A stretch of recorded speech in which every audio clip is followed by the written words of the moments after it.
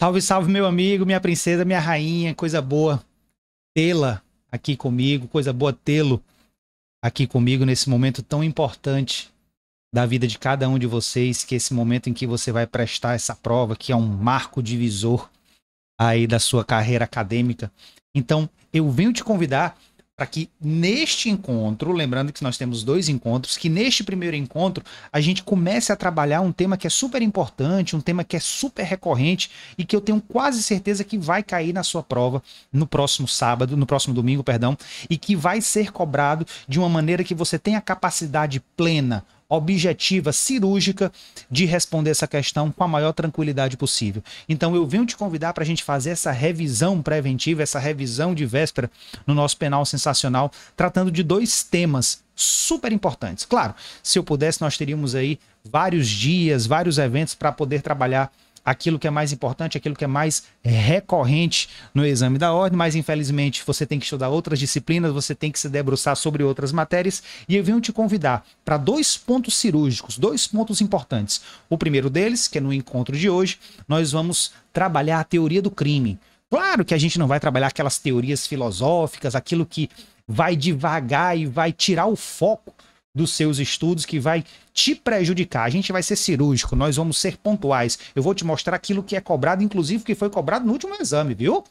No último exame, salvo engano, foram 2 questões do universo de 16 questões de penal e processo penal só sobre teoria do crime. Então fique esperto que hoje já te convido para a gente trabalhar a teoria do crime e amanhã não vá perder. Amanhã é sexta, tem muita gente aproveitando a vida, você vai aproveitar a vida aqui, para que domingo você tenha êxito, para que você já comece a se preparar para a segunda fase, para que você consiga de fato receber a sua tão sonhada carteirinha vermelha. Então, sem conversa, sem muito arrodeio, vamos ser objetivo, vamos ser cirúrgico, porque o seu tempo é precioso. Então, vem comigo, eu já quero compartilhar o material com você, o nosso material de capa, para que você esteja ciente que nós estamos no nosso penal sensacional, tá? Então, vem comigo, que aqui nós temos os nossos contatos, você já conhece bem, se você não conhece, já segue, já curte, já dá o sininho no nosso perfil do YouTube, que sempre, vez por outra, a gente está disponibilizando vídeos curtinhos, outras aulas mais completas sobre temas muito importantes.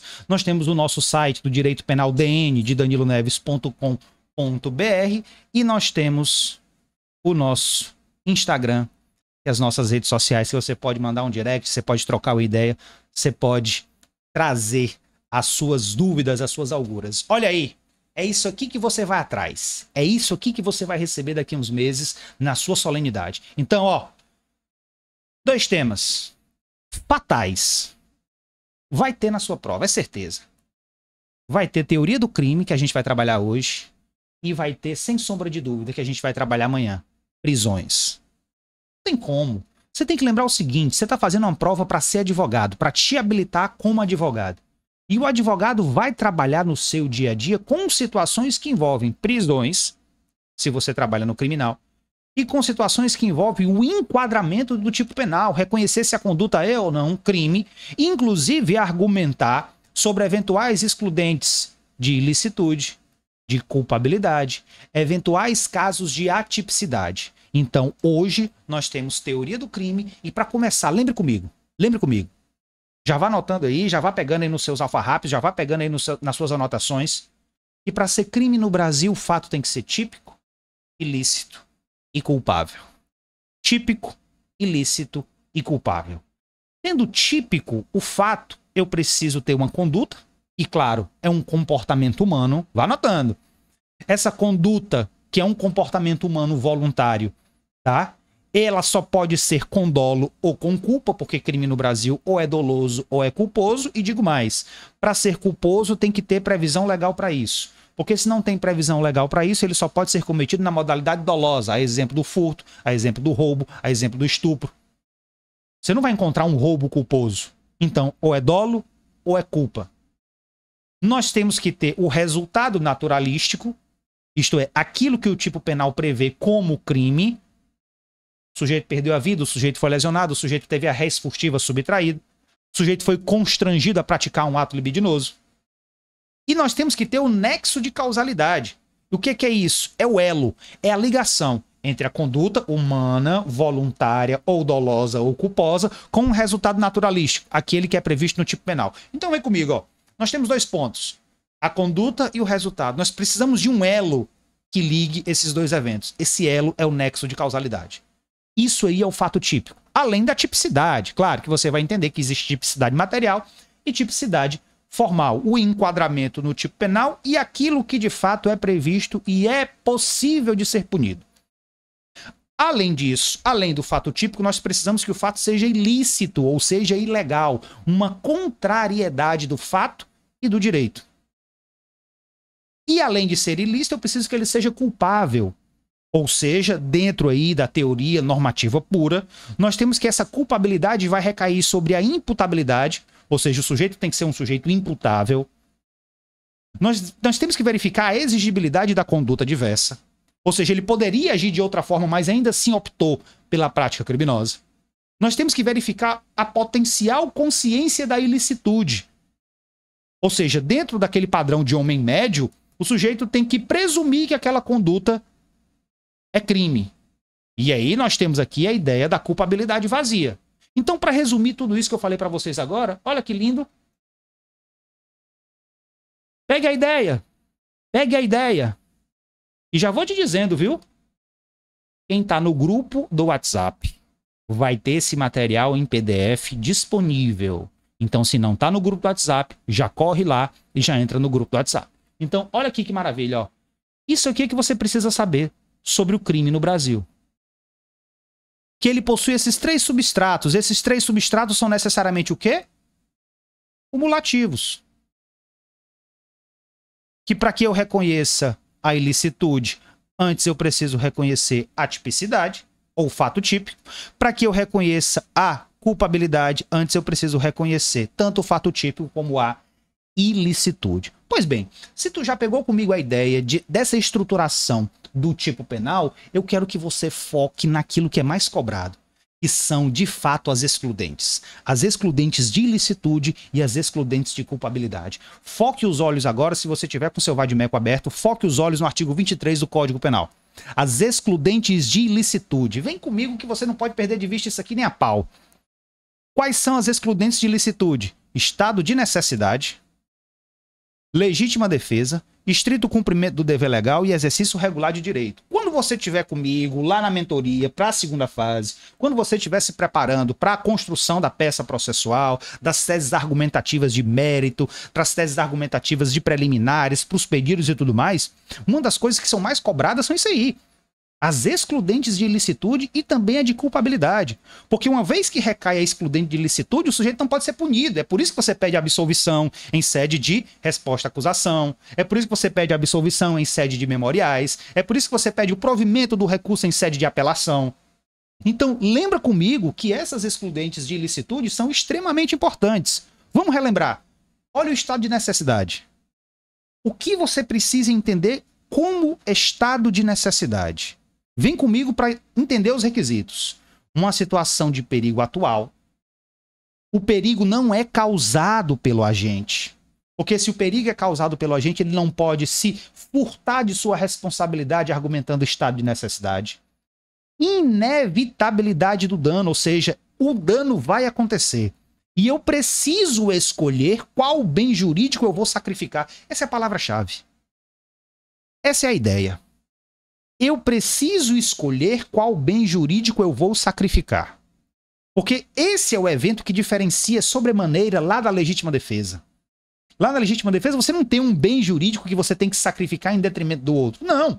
Na legítima defesa você tem um perigo atual iminente que você precisa se defender. Aqui não, você precisa escolher entre bens jurídicos que serão danificados, entre bens jurídicos que serão atingidos. E aí você escolhe qual? Aquele menos importante se levado em consideração com o mais importante.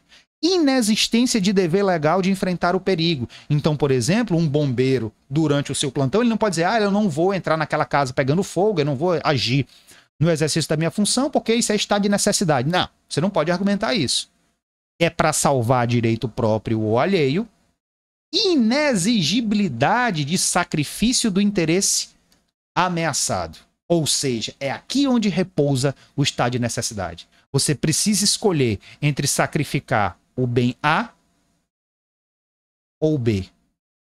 É aquele evento que você lembra comigo que são recorrentes em questões que o sujeito conduzindo o veículo automotor, ele se depara com uma situação em que uma criança corre e atravessa na frente do carro. E ele percebe que ele vai atropelar a criança. E para evitar o atropelamento da criança e eventualmente a morte daquele sujeito, ele desvia do veículo e atinge uma residência. Ele bate no muro da casa, ele destrói uma casa, ele destrói outro carro. Ou seja, ele tinha dois bens jurídicos em perigo e ele escolheu aquele menos relevante se levado em consideração com o outro. Então ele preferiu destruir um carro, preferiu destruir uma casa do que matar a criança, lesionar a criança. Isso é estado de necessidade. Ok? Então não esquece disso, que estado de necessidade tu tem bem jurídico se você precisa sacrificar um deles. Diferente da legítima defesa. Porque lá na legítima defesa, veja, tu tem uma agressão. No estado de necessidade ninguém tá te agredindo.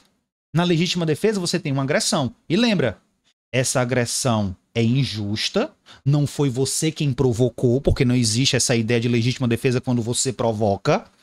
Essa lesão, essa agressão é atual ou iminente, é neste momento ou está prestes a acontecer. Não é aquela ideia de dizer, eu vou te matar daqui a 15 dias. Eu vou te encontrar em qualquer momento. E é uma defesa própria ou de terceiro. Então, quando, por exemplo, o agente de segurança pública, o sniper, por exemplo, dispara do alto de um prédio contra um sujeito que ameaça a vítima, isso não é exercício regular de um direito. Tem muita gente que confunde, pensando que, por exemplo, troca de tiro com a polícia é exercício regular de um direito. Não é. Exercício regular de um direito, que é o próximo que a gente vai ver, é quando o Estado ou o direito te autoriza determinadas circunstâncias. E você, de fato, faz porque está autorizado. Não é porque você esteja autorizado a trocar tiro com alguém, a deflagrar um projeto e acertar a cabeça da criatura. Não, não é isso, não.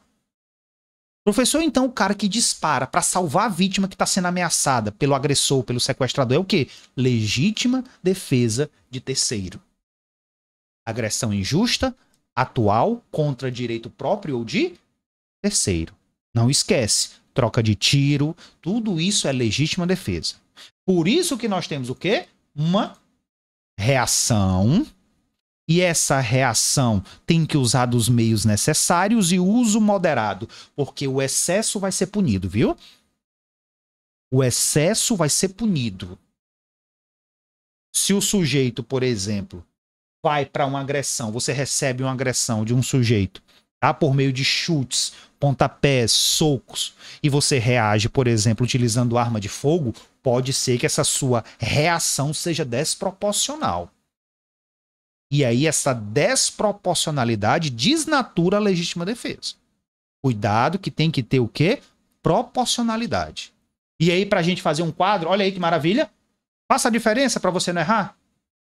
No estado de necessidade, conflito entre vários bens jurídicos. Na legítima defesa, ameaça ou ataque a um bem jurídico. No estado de necessidade não tem destinatário certo. Lá na legítima defesa tem. Porque o sujeito é o agressor. O perigo decorre de fato humano, animal ou natureza. Isso aqui cai demais, cara. Isso aqui cai demais. É aquele exemplo clássico do cachorro. O cachorro veio na minha direção para me atacar. E eu fui e matei o cachorro, esfaqueado, disparei, matei o cachorro. O que eu fiz, em tese, é um crime ambiental. Então perceba que você vai ter que verificar se é estado de necessidade ou legítima defesa. O que vai depender? Vai depender de o que provocou o ataque do cachorro, ou o ataque do animal. Se o ataque do animal foi provocado pela sua própria vontade, pelo instinto animal, você está em um estado de necessidade, em que você tinha que escolher dois bens. Analise. Você tinha que escolher entre a sua integridade e a vida do bicho. E você sacrificou aquele menos importante no seu ponto de vista. Isso é estado de necessidade. Porque é um perigo animal da natureza. Agora, se o ataque do animal é provocado pelo dono dele, por um ser humano, nós estamos diante de uma agressão. Uma agressão injusta e você utiliza dos meios necessários para repelir essa agressão. Então nós temos o quê? Legítima defesa. Cuidado com isso, porque o conflito no estado de necessidade entre os bens são legítimos. O conflito de bens lá na legítima defesa são ilegítimos, porque a agressão não pode ser justificável. E aí você reage para impedir essa agressão. Compreendeu? E aí vem a pergunta clássica: será que tem legítima defesa da honra? O Supremo decidiu em decisões recentes que legítima defesa da honra é inadmissível no direito brasileiro. Não existe por que você agredir de maneira física, argumentando que defende a honra, porque isso, de fato, não guarda consonância com a Constituição. Da mesma forma, a legítima defesa recíproca. Não é possível a legítima defesa recíproca, porque se você provoca a agressão, você desnatura a legítima defesa.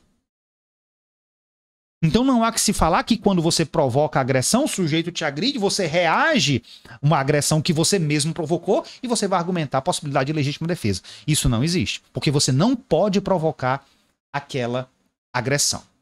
Pegou a ideia?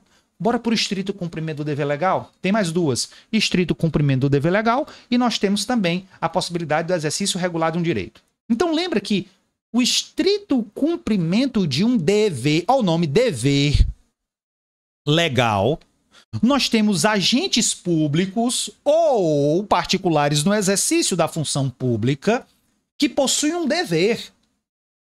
E um dever previsto em lei. Então, quando eu cumpro um dever que a própria lei me obriga, eu não posso responder por um crime, uma vez que essa minha conduta não é ilegal. O fato pode ser típico, mas não é ilegal. A exemplo, o policial militar que cumpre um mandado de prisão invade a casa do sujeito para efetuar a prisão. Perceba, quando ele invade a casa do sujeito, em tese ele estaria cometendo o crime ou de violação de domicílio ou de abuso de autoridade. O fato é típico, está previsto na lei. Mas o fato é ilegal? Não. Porque ele está no estrito cumprimento de um dever legal. É um dever que é imposto pela própria lei. Não é algo trazido pela cabecinha deles. Eu acho que... Não. É algo que, de fato, é autorizado pela lei. Quando o sujeito, a autoridade policial, prende alguém, ele cerceia o seu direito de liberdade de locomoção.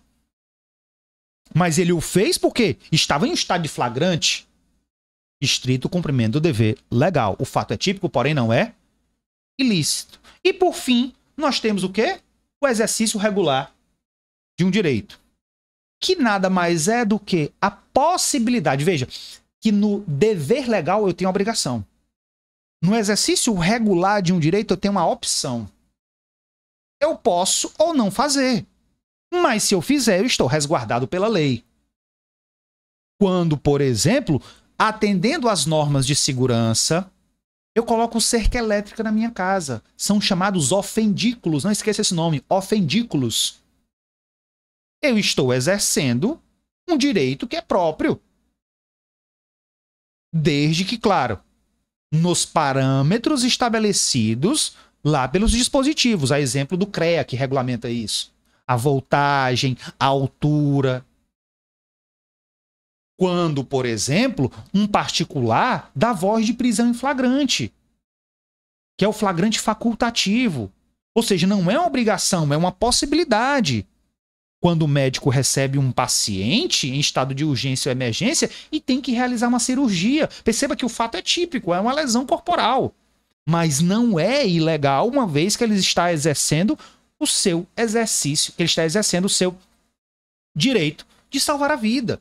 É uma opção. Da mesma forma, se eu sou pugilista, eu vou lutar um UFC, eu sou lutador de boxe, e lá eu sou lesionado. Perceba que as lesões por práticas esportivas é um exercício regular de um direito. Então, perceba que a diferença do exercício regular de um direito, do estrito cumprimento de um dever legal, o dever legal é uma obrigação, é uma imposição. E aí o sujeito executa porque está previsto em lei e ele é funcionário público ou agente particular no exercício da função pública. No exercício regular, não. No exercício regular, eu tenho uma opção.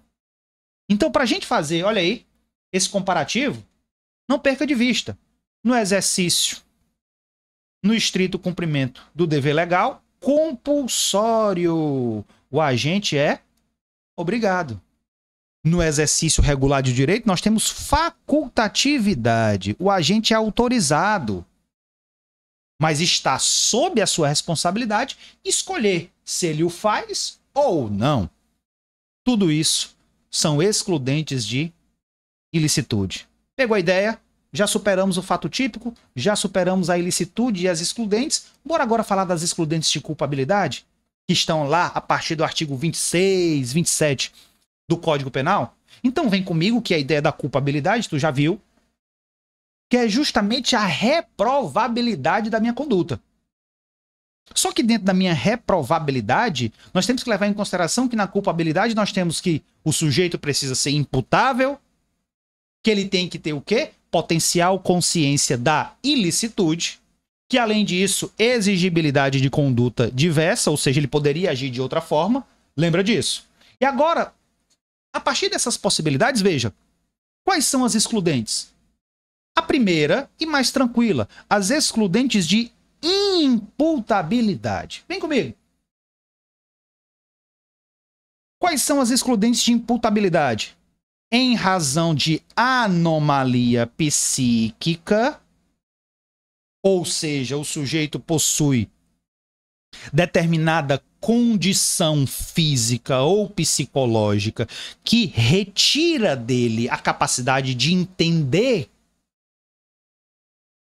que aquela conduta é crime, por isso que ele pode ser classificado como imputável ou semi-imputável, precisa realizar um determinado incidente que no processo penal a gente chama de incidente de insanidade mental, para que seja verificado o quê? As condições biopsicológicas. Além disso, a idade do agente. Essa é tranquila, porque basta o sistema biológico. Como é que eu faço para demonstrar a idade do agente? É simples, certidão de nascimento. Documento. É o evento que é provável, que é comprovável dentro do processo penal. Menos de 18 anos de idade no direito penal brasileiro, processo penal, e de acordo com a nossa própria Constituição, é inimputável. Agora foca nessa aqui, ó, porque essa aqui é importante. A embriaguez. Sabe por que a embriaguez é importante? Porque a embriaguez o examinador quer te confundir. Porque a embriaguez ela pode se dar de diversas maneiras. Porque, primeiro, a embriaguez pode ser proposital. O sujeito se embriagou para cometer um crime. Isso é agravante, inclusive. Agora, se a embriaguez for acidental, ou seja, o sujeito não quis aquele resultado, essa embriaguez pode ser excludente de culpabilidade. Desde que seja completa. Desde que seja completa. E essa embriaguez completa, tá? Que retira a culpabilidade, vai recair nesse esqueminha aqui, ó. Vamos ver o comparativo. Se ela é acidental, caso fortuito ou força maior, o agente ignora o efeito, o agente é obrigado a ingerir substância. Por exemplo, tá lá amarrado, amordaçado, e o sujeito é obrigado a consumir bebida alcoólica. Se ela é completa, exclui a imputabilidade. Se ela é incompleta, diminui a pena. Lembra disso? Completa, exclui a imputabilidade, consequentemente, aquela conduta não vai ser criminosa, porque retira a culpabilidade. Se ela for incompleta, vai só diminuir a pena. Se ela é não acidental, por exemplo, ela é voluntária, o agente quer se embriagar. Isso aqui é agravante. Se ela é culposa, negligente, o sujeito não queria se embriagar, mas se embriagou. Qual o resultado? Se ela é completa, nesses termos aqui, nada mais é do que agravante. Se ela é incompleta, também não faz diferença. nada mais é do que agravante. Nenhuma delas exclui a imputabilidade, porque ela é não acidental. Se ela é patológica, doentia, por exemplo, pode se enquadrar no artigo 26, que é o quê? O inimputável. O sujeito é doente. Se é pré-ordenada, olha aí, se embriaga para cometer um crime que, na verdade, pode ser casada com a voluntária, não exclui a imputabilidade e é considerada agravante da pena. Cuidado com a embriaguez. Cuidado. Vamos para o potencial consciência da ilicitude? Ou seja, aquilo que eu posso prever, ou saber, ou deveria saber, que é considerado crime. Sobre a potencial consciência da ilicitude, acho que um ponto é central. Um ponto você não pode perder de vista. Que é sobre o erro de proibição. Erro de proibição nada mais é do que um dos erros em que o sujeito sabe que é crime, mas ele pensa estar acobertado por uma excludente de ilicitude. A legítima defesa putativa, eu penso que o sujeito está me agredindo, eu penso que ele vem na minha direção com uma arma de fogo, mas na verdade era uma sacola, era um pedaço de pau, era uma situação em que, naquele contexto, eu pensei que estava agindo em legítima defesa, por isso o nome é erro de proibição. E se o erro de proibição ele é inevitável, eu retiro a potencial consciência da ilicitude, logo nós temos excludente de culpabilidade. Não vai esquecer disso não, pelo amor de Deus. Erro de proibição. Inevitável. Não tinha como, nenhuma forma. Eu vou retirar a culpabilidade. Se ele era evitável, ou seja, eu poderia com a maior acurácia, eu poderia com a maior destreza da minha parte saber que aquilo ali era uma situação que não me autorizava a agir daquela forma, eu vou ter somente diminuição da pena. É uma atenuante lá do artigo 65 do Código Penal. Então não esquece, potencial consciência da ilicitude liga no erro de proibição. Erro de proibição que é, eu sei que é crime, mas eu estou agindo em uma situação que eu penso estar autorizado. Proibição, lembra? Retira a culpabilidade, desde que seja inevitável. Pegou a ideia? E aí a exigibilidade da conduta diversa, professor? Olha aí. A exigibilidade de conduta diversa, ela vai se desdobrar em coação moral irresistível e obediência hierárquica. Cara, não vai esquecer isso aqui, não. Porque coação moral é diferente de coação física. Se a coação é física, eu retiro a vontade, lembra? Se eu retiro a vontade, eu retiro o fato típico. Então a conduta é atípica na coação física. Na coação moral irresistível, eu não posso resistir. O sujeito está ameaçando matar minha família se eu não abrir o cofre do banco. O sujeito está ameaçando matar minha família se eu não fornecer o bem. É uma coação moral. Então eu retiro o quê? A exigibilidade de conduta diversa. Ou seja, eu não poderia agir de outra forma se não fosse a criminosa. Por isso que retira a culpabilidade. E a obediência hierárquica, por sua vez, eu obedeço uma ordem que aparenta ser legal. Cara, não vai confundir isso aqui. Se uma ordem veio de cima, eu sou hierárquico inferior. A ordem veio de cima. E eu vejo que essa ordem é manifestadamente ilegal, eu não sou obrigado a obedecer. Então, se eu não obedeço, eu estou no meu exercício. Não que seja um exercício regular de direito, porque isso não é excludente de ilicitude. Mas na minha possibilidade de não ser obrigado a executar uma ordem que é ilegal. Agora, se a ordem parece legal, e eu vou lá e cumpro, e essa ordem que parecia legal foi em razão de uma obediência hierárquica, por exemplo, o meu superior funcional determina, portanto, que eu leve o notebook da instituição pública para casa dele. Eu recebo uma ordem, segunda ordem era para o trabalho que seria executado, eu executo a ordem, E depois eu percebo que, na verdade, o que eu cometi foi um crime de peculato. A apropriação de um bem público. Mas eu não sabia disso. Eu simplesmente obedeci a ordem. Então, essa obediência hierárquica, nós temos exigibilidade de conduta diversa, nós temos excludente de ilicitude. Pegou a ideia? Agora eu quero trabalhar com você o seguinte. Se tu já pegou essa ideia, de tudo isso que a gente viu até agora, da teoria do crime, você já vai ter aí uma bagagem boa para você responder várias questões. E dentro dessa teoria do crime, voltando um pouquinho para o fato típico, eu deixei para o finalzinho, já eu libero vocês, já estão aí pilhados com tanto conteúdo. Lembra da consumação e da tentativa, que está lá na conduta humana. Que na consumação você atinge o bem jurídico, na tentativa nós temos o quê? A secção do intercrimes. Que o intercrimes, você vai lembrar comigo que é assim, ó. Cogitação, eu penso. Nos atos preparatórios eu começo a preparar. Bianchi a tentativa... Bianchi, perdão. Isso aqui não se pune, tá? É impunível. Por que, professor, que é impunível? Porque isso aqui não externaliza. Não foge da esfera de pensamento individual do agressor. E dado o princípio da alteridade, não esquece disso? Alteridade. Ou seja, a minha conduta tem que atingir ou ameaçar um determinado bem jurídico. Essas duas primeiras fases, se o sujeito morre aqui, o fato não é punível. Agora, se ele começa a executar, aí eu já começo a ameaçar o bem. Bem aqui, ó.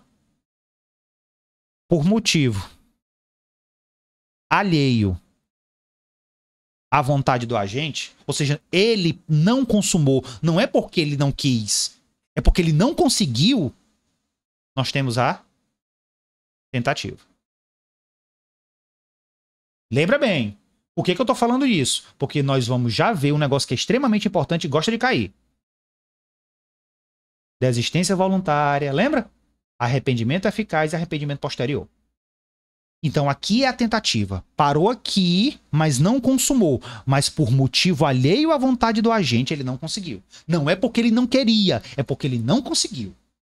Lembra que isso aí é tentativa. Diferente, portanto, daquilo que é considerado desistência voluntária, arrependimento eficaz e arrependimento posterior. Vem comigo. Desistência voluntária, o nome voluntária, o agente começa a executar, ele ainda dispõe de meios para consumar o crime, mas ele para. Ele para. A desistência voluntária é o nome. Desistência voluntária, ele para. Desistência voluntária, ele para. Ele poderia ir mais, mas ele parou. Ele abandona a prática dos demais atos. Ele vai responder por aquilo que ele já praticou. Voluntária. No arrependimento eficaz, ele já executou todos os atos da execução. Melhor dizendo, ele já executou todos os atos que estavam disponíveis a ele. Olha como é diferente, ó. Preste atenção. Na desistência voluntária, eu tenho mais possibilidades para executar, mas eu paro. É o sujeito que, por exemplo, começou a agredir fisicamente a vítima, ele tinha a intenção de matar a vítima. Ele começou a agredir fisicamente a vítima, ele foi com a faca para furar a vítima. Ele tinha a possibilidade de furar a vítima, mas parou. Preste atenção. Ele tinha mais possibilidades e ele parou. Isso é desistência voluntária. No arrependimento eficaz, ele exauriu todas as possibilidades. Ele bateu na vítima, ele esfaqueou a vítima. Quando a vítima estava ali sangrando, ele se arrepende. E aí, ele vai ter uma ação positiva, uma conduta positiva para evitar a consumação do crime. Ele vai levar a vítima para o hospital, ele vai socorrer a vítima, impedindo a consumação do homicídio. Olha como é diferente. Na desistência voluntária, eu queria Melhor dizendo, na desistência voluntária eu poderia ir mais além, mas eu não fui. É uma conduta negativa. No arrependimento eficaz, eu fui até onde eu podia. Mas aí tem uma conduta ativa para tentar consertar o meu erro. É uma conduta positiva.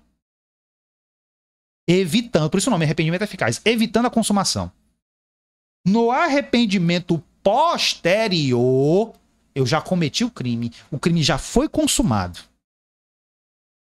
E aí o que eu faço? Voluntariamente, eu vou reparar o crime. É por isso que no arrependimento posterior não cabe para qualquer crime. Arrependimento posterior é somente para crimes sem violência ou grave ameaça.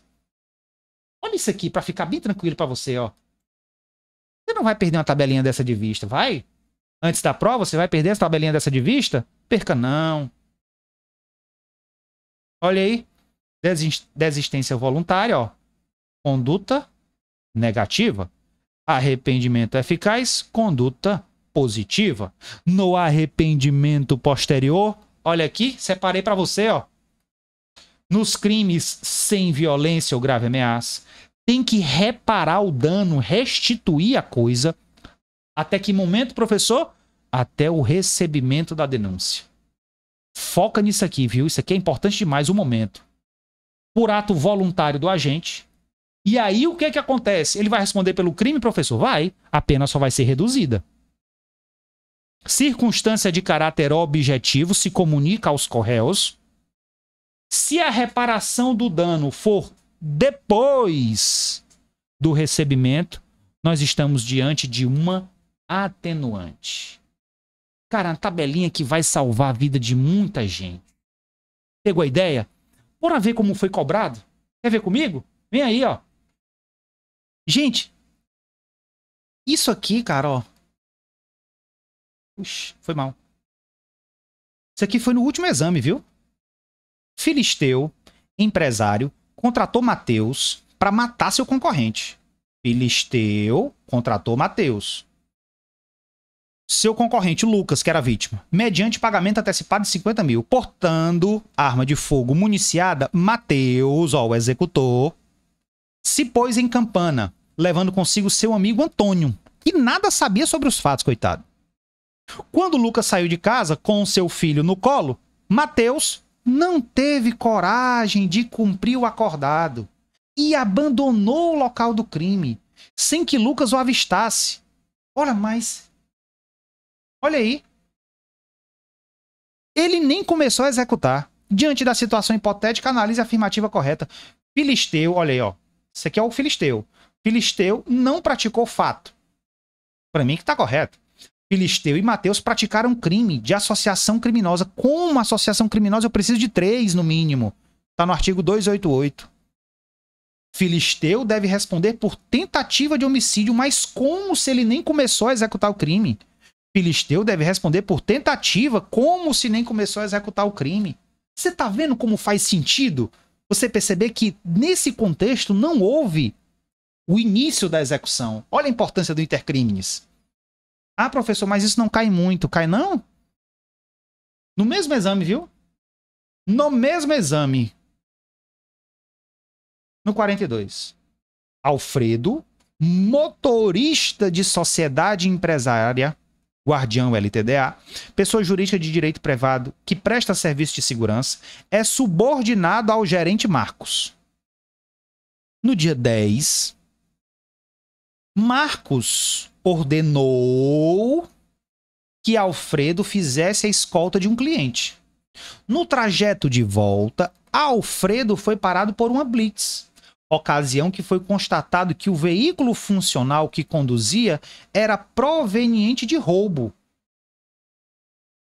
Olha aí, ó. A despeito de não ter ciência do crime antecedente, até mesmo por não ser o responsável pelas compras, Alfredo foi preso em flagrante pela suposta prática do crime de receptação dolosa.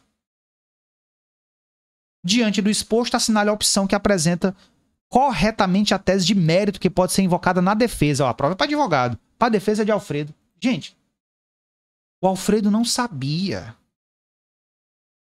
Todo crime no Brasil, eu te disse, ou é doloso ou é culposo. Se ele não sabia, não tem crime doloso.